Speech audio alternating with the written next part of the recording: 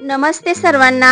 आज आपण बेसनचे वडे करणार आहोत। त्यासाठी मी 1 वाटी बेसनचं पीठ घेतलं, अर्धी वाटी दही घेतली, त्यानंतर चवीपुरतं मीठ टाकत आहे, थोडीशी हळद, त्यानंतर अद्रक लसूण मिरची याची पेस्ट टाकत आहे, त्यानंतर यामध्ये पाणी टाकून घेते।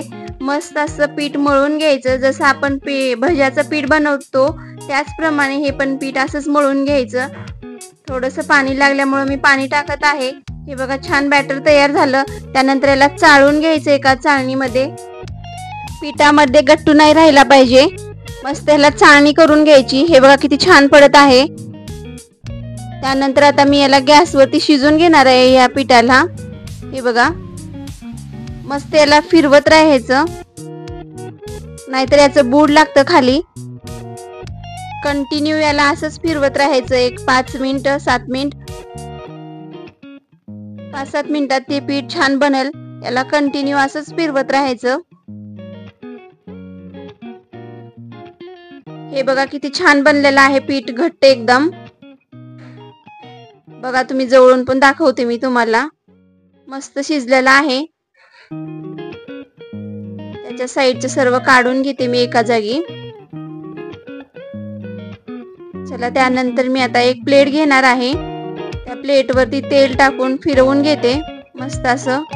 तेल लावल्यामुळे ते पीठ खाली चिटकून बसणार नाही। त्यानंतर हे बनवलेलं पीठ टाकून देते प्लेटमध्ये। हे बघा थोडं थंड झाल्यानंतर मी त्याला पाणी लावून हाताला मस्त असं थापटून घेणार आहे एकसारखं। जाड पातळ नाही होऊ द्यायचं, त्याला एकसारखंच होऊ द्यायचं। असंच मी फिरवून घेते याला सर्व।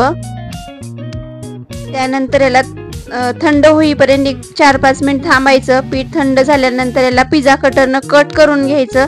आपल्याला हवे तसे आकार देऊ शकतो आपण याला।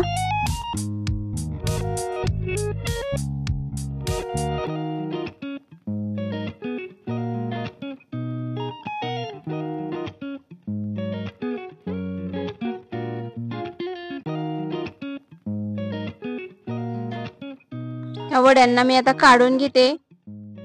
मस्त झालेले आहेत वडे, तुम्ही बघू शकता। एक पण मोडला नाही, जशाला तसे निघत आहेत।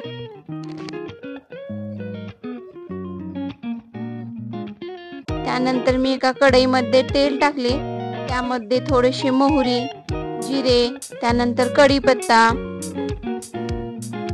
त्यानंतर त्यामध्ये टाकत आहे हिरवी मिरची, थोडीशी तीळ टाकून घेते। याला परतवून घेते। त्यानंतर आपले हे जे वडे आहेत ना बनवलेले, ते वडे टाकून द्यायचे। त्याला पण मस्त असं फिरवून घ्यायचं। हे बघा किती छान दिसायला लागलेत। चला तर मग आपले वडे तयार आहेत। त्यानंतर मी एका प्लेटमध्ये काढून घेते। हे बघा मस्त खायला एकदम छान लागतात। तुम्ही नक्की ट्राय करा ही वडे। आणि माझ्या चॅनेलला लाईक सबस्क्राईब करायला विसरू नका। बाय, भेटू दुसऱ्या रेसिपीमध्ये।